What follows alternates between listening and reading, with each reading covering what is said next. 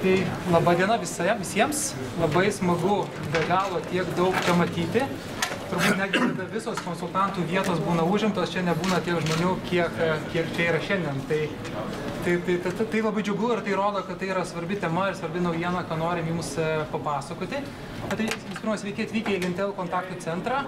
Esame didžiausioje salėje Kaune. Šioje patalpose arba šitame pastate dirba beveik 300 žmonių, kurie teikia įvairią informaciją verslo įmonėms, organizacijoms, konsultuoja žmonės. Na ir šiandien turime naujieną, galėsime teikti informaciją arba sudarysime sąlygas teikti informaciją kurtiesiems. Tai yra tam tikra naujovė ir tuo labai džiaugiamės. Na ir apie šios dalykus šiandien jums papasakos socialinės apsaugos ir darbo ministras Donatas Jankauskas. Labą dieną. Pasakys, kodėl tai yra svarbu kurtiesiems, kokia yra problematika Lietuvoje. Ponia Roma Klečkovskaja, Lietuvos kurčiųjų draugijos pirmininkė, tai be abejo yra atstovauja organizaciją gaunančią tą naudą, tai be abejo taip pat pabrėž, kodėl tai yra svarbu ir kokia problematika, su kuo žmonės sudurdavo iki šiol. Na ir Laurynas Šeškevičius, bendrovės Lintel generalinis direktorius, pristatys, kaipgi pavyko realizuoti, kokie gal iššūkiai buvo realizuojant šį projektą, na ir ko mes tikimės, kaip mes įsivaizduojamės galėtų plėtotis ateityje. Na tai prašysiu pono ministrą tam pradėti.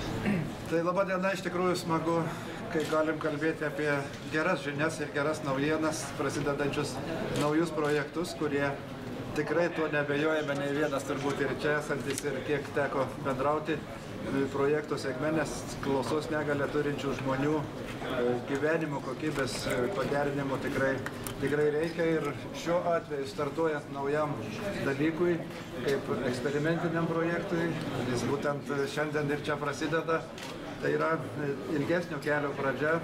Ir tai, ką jau gerovės šalis, tarkime Švedija, turi tikrai gerai išvystytą paslaugą, kur apie 80%, jeigu neklystų klausos negalią turinčių žmonių, būtent naudojasi galimybę gauti paslaugą nuotoliniu būdu, čia ir dabar, tada, kai jos reikia. Na, o Lietuvos situacija iki šiol dėja turime gerokai sudėtingesnę.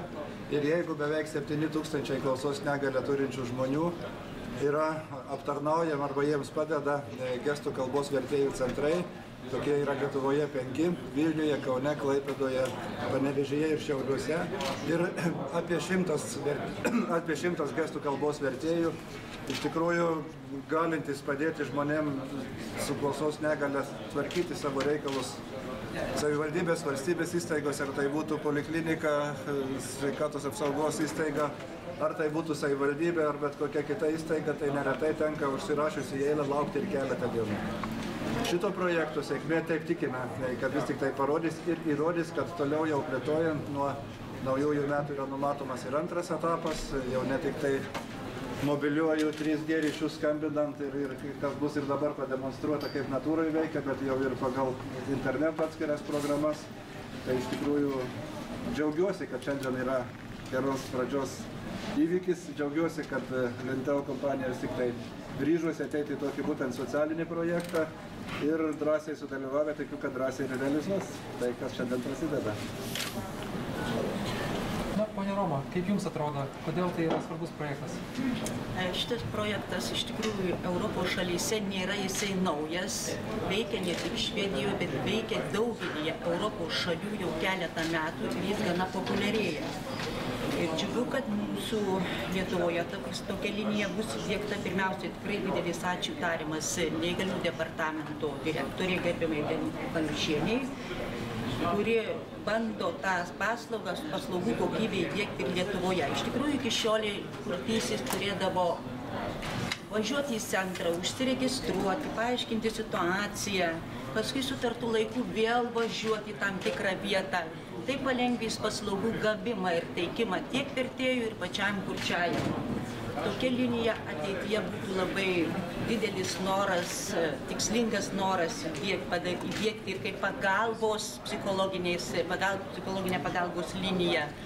Taip pat tokia technologija pasinaudotų ir didžiuosiuose miestuose bent kurčių reabilitacijos centruose, kur teikiamos visokios paslaugos. Ten ir nes šiuo metu dabar Skype'ų naudojamos, tas interneto technologija nesinešiojama su savim. Aišku, lygiai greičiai turi būti ir pačiam kurčiajam labai modernus, mobilusis, tai yra išmanusis telefonas.